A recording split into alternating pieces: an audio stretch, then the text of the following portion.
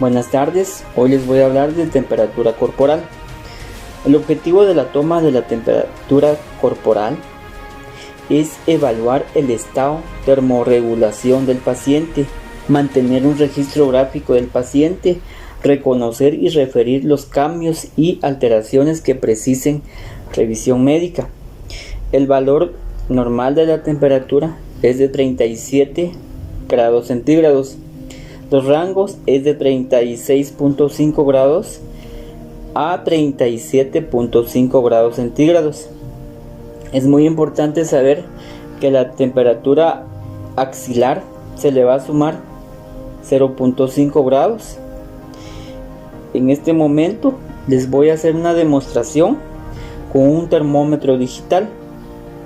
Como ya sabemos que antes de realizar un procedimiento es importante realizar el lavado de manos y hacer la asepsia en el termómetro. La asepsia lo podemos realizar con algodón y alcohol. Empezamos desde el cuerpo del termómetro hacia el bulbo. De esta manera realizamos la asepsia. Luego le explicamos el procedimiento que se le va a realizar al paciente.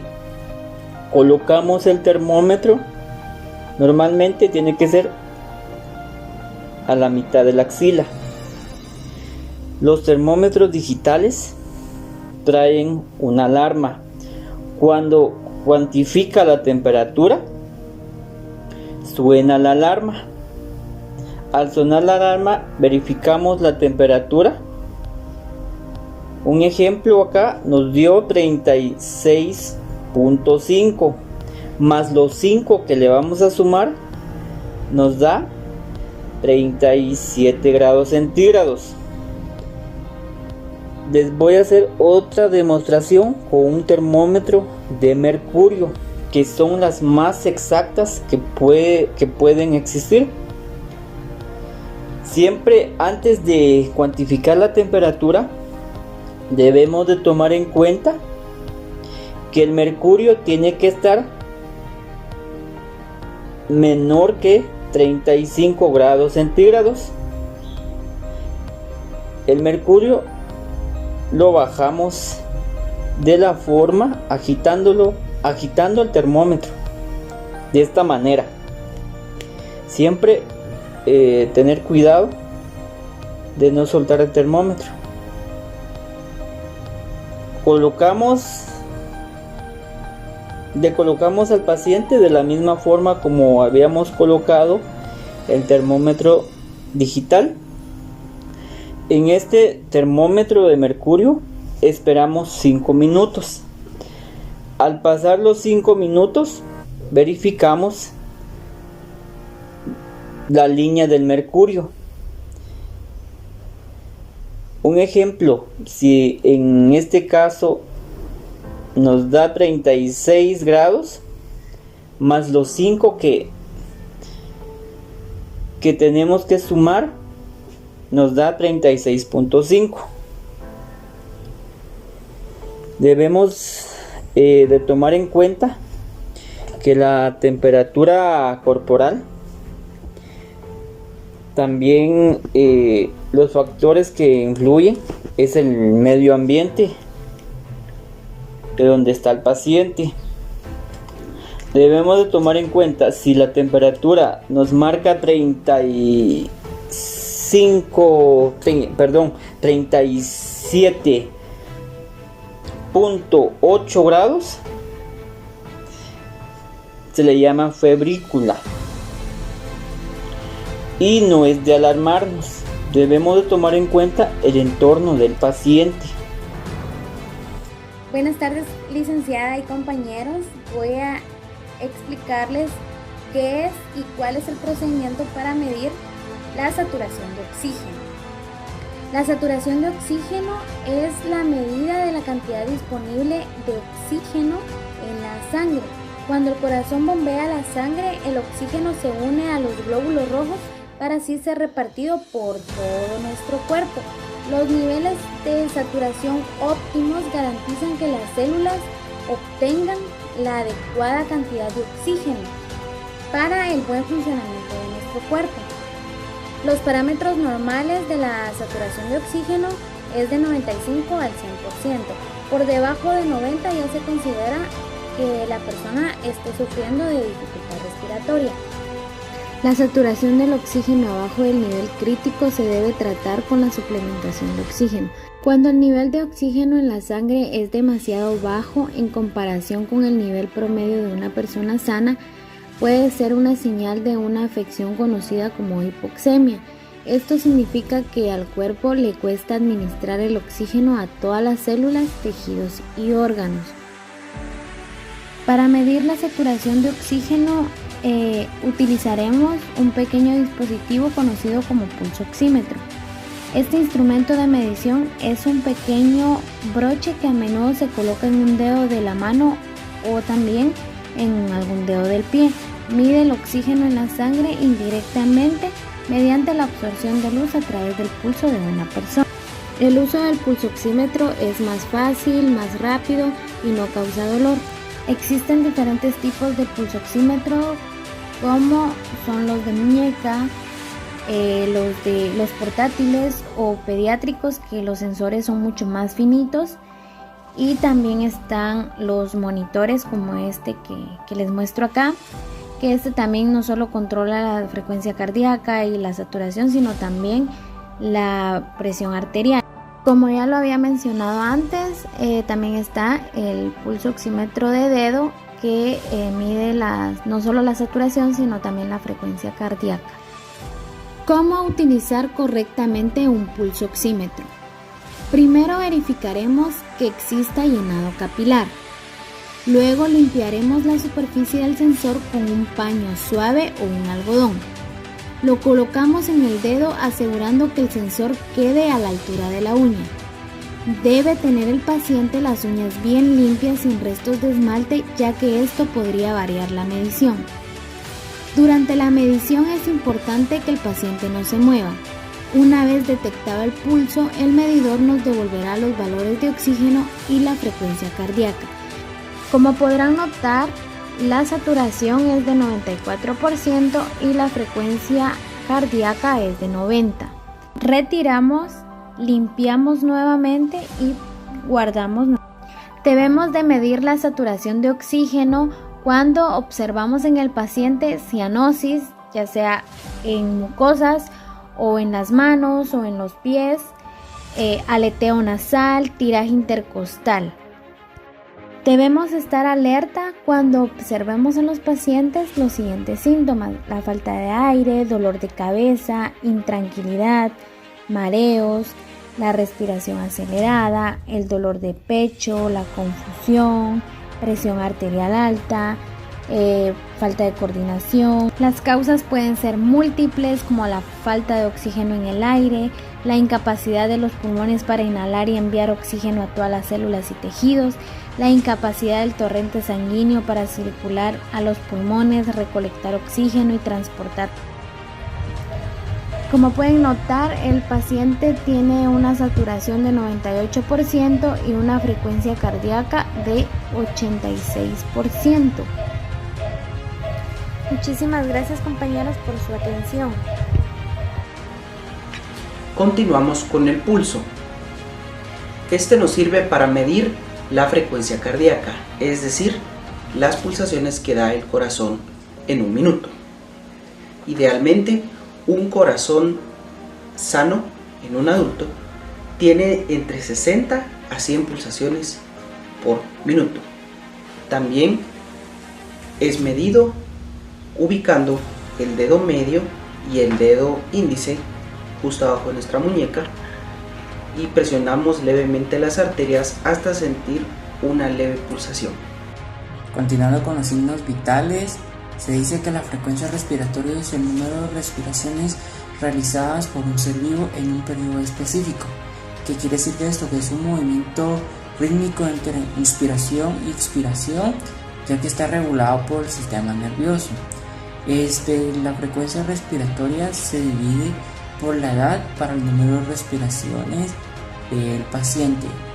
Un paciente recién nacido tiene entre 30 a 80 respiraciones por minuto.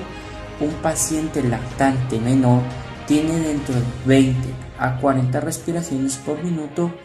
Un paciente lactante mayor tiene entre 20 a 30 respiraciones por minuto. Un paciente mayor de 2 a 4 años tiene entre 20 a 30 respiraciones por minuto. Un paciente de niño de 6 a 8 años tiene respiraciones de 20 a 25 respiraciones por minuto. Un paciente adulto tiene entre 15 a 20 respiraciones. En estos momentos les voy a enseñar cómo se debe tomar la frecuencia respiratoria. Bueno, entonces antes de tomar la frecuencia respiratoria, siempre tenemos que tener nuestro equipo de bioseguridad para poder tocar al paciente. Él es nuestro paciente Doki, es un paciente pediátrico. Él tiene 2 años de edad. Su frecuencia respiratoria tiene que ser de 20 a 30 respiraciones por minuto. Entonces lo que vamos a hacer, cuando le estemos tomando el pulso a Doki, que está en el brazo, no le vamos a decir que le vamos a tomar la frecuencia respiratoria. Solo le vamos a poner su mano en la parte detrás de la espalda donde están los pulmones. Aquí le vamos a poner su mano y le vamos a tomar la frecuencia respiratoria. Lo que hacemos primero es que se va a tomar el pulso. Luego que tomamos el pulso, seguimos presionando aquí y volvemos a contar un minuto. Cuando él respire y exhale. Buenas tardes, licenciada y compañeros. Voy a hablarles sobre la presión arterial. ¿Qué es la presión arterial? La presión arterial es la fuerza de la sangre que empuja contra las paredes arteriales. Cada vez que el corazón late, bombea la sangre hacia las arterias. La presión arterial es más alta cuando su corazón late fuerte. A eso se le llama presión arterial sistólica. Cuando su corazón está en reposo entre latidos, se le llama diastólica. La lectura de la presión arterial usa 2 datos. Por lo general, el número sistólico se coloca antes o por encima de la cifra diastólica. Por ejemplo, vamos a verlo ahora. Tenemos que la sístole, parámetros normales de la sístole es de 80 a 120. Entonces, también tenemos la diástole, parámetros normales es de 60 a 80. Entonces, la lectura sería así: 120, 80. Esta es la sístole y esta es la diástole. Es un parámetro normal. Otro ejemplo que tenemos acá es de la sístole. Si tenemos menos, si la sístole es menos de 80, un ejemplo con el 60, si es menos que el 80, vamos a hablar de una sístole baja. Si hablamos de una diástole menos de 60, que aquí colocamos 50, también hablamos de una diástole baja. Entonces, la lectura sería así. Si tenemos aquí 60, tenemos 60 el guión, y tenemos menos de 60, entonces ponemos el 50, que esto sería una presión arterial baja. Entonces, esto, la P y la A, significa presión arterial. Esta es un ejemplo de la presión arterial baja. Tenemos el otro ejemplo de la sístole.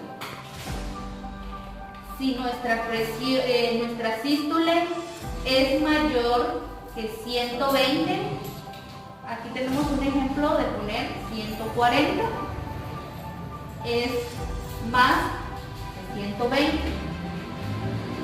Entonces vamos a ver la diástole. En la diástole el parámetro normal es de 80 y si es más, un ejemplo, por eso pusimos 100, entonces la lectura sería de 140 y 100. La P y la A dijimos que significan presión arterial, entonces tenemos una presión arterial alta, porque tenemos una sístole muy alta y una diástole también elevada. Entonces estos son unos ejemplos de la presión arterial. Si está menos de 80, que es la sístole y la diástole, como les decía. Entonces la sístole es menos de 80, que nos dio un parámetro de 60. Entonces la diástole, que es de 50, entonces se lee una presión arterial baja. Esto ha sido un ejemplo. Vamos a continuar con lo práctico. Vamos a usar la técnica con nuestra paciente. Antes de ponerle el manómetro, que así es como se llama nuestro aparato, vamos a, con el dedo índice y con el medio, vamos a sentirle el pulso en la arteria braquial, es donde vamos a colocar nuestros dedos y vamos a sentirle el pulso.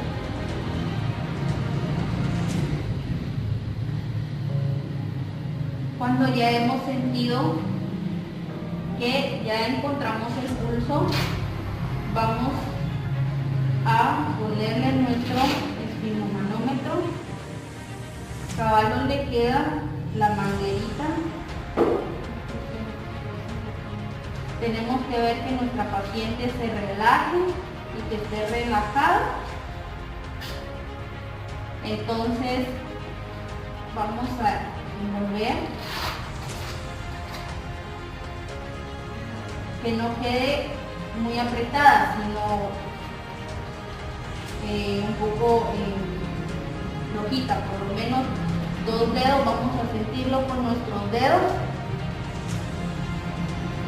que le quede un poco flojo. Entonces nuestra paciente está relajada. Vamos a encender nuestro aparato y vamos a ir viendo de cómo nuestro esfigmomanómetro va a inflarse.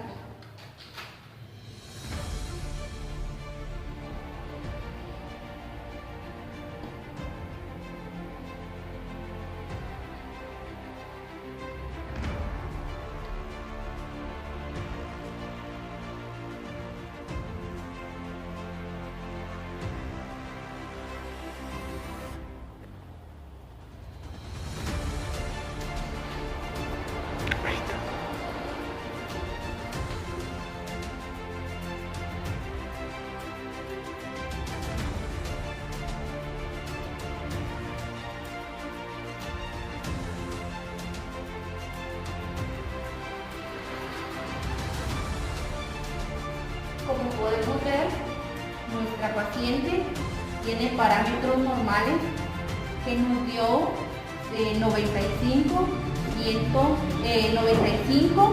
60. Entonces, esta es la presión arterial de nuestra paciente. Esto significa que nuestra paciente está en los parámetros normales.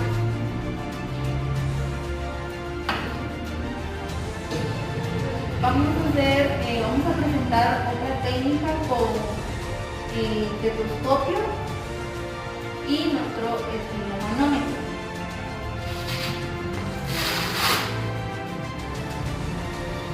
Vamos igual de la misma manera, vamos a escuchar que funcione nuestro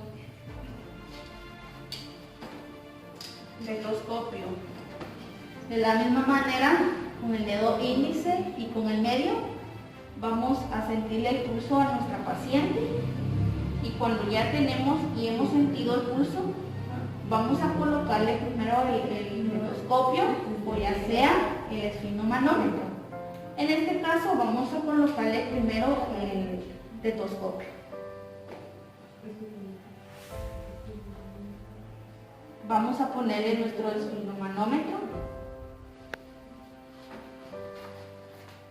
Siempre vamos a tener en cuenta que la paciente tiene que estar relajada. Vamos a escuchar.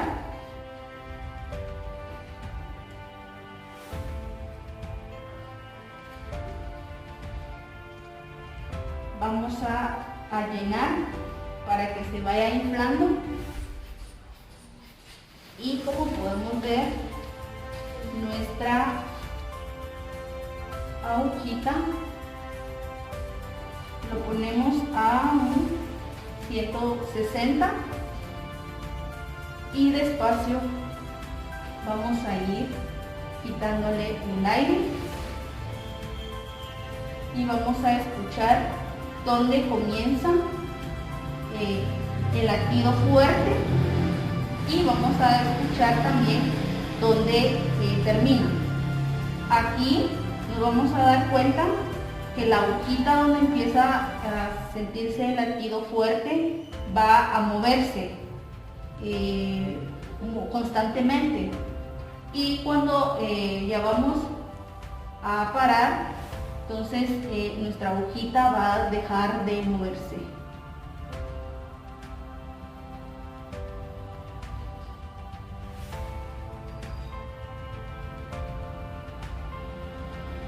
Ahí estamos escuchando, ahí ha dejado de moverse.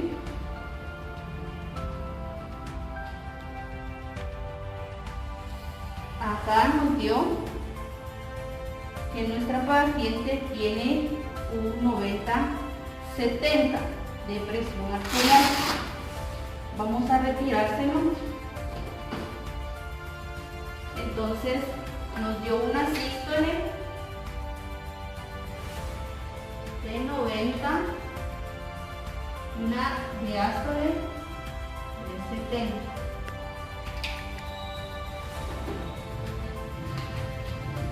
Estos son unos ejemplos del estado en que se encuentra nuestra paciente. Nuestra paciente está en los parámetros normales de la sístole y de la diástole. Entonces, ahí hemos concluido con nuestro tema, y espero que les haya gustado y tengan una bonita tarde.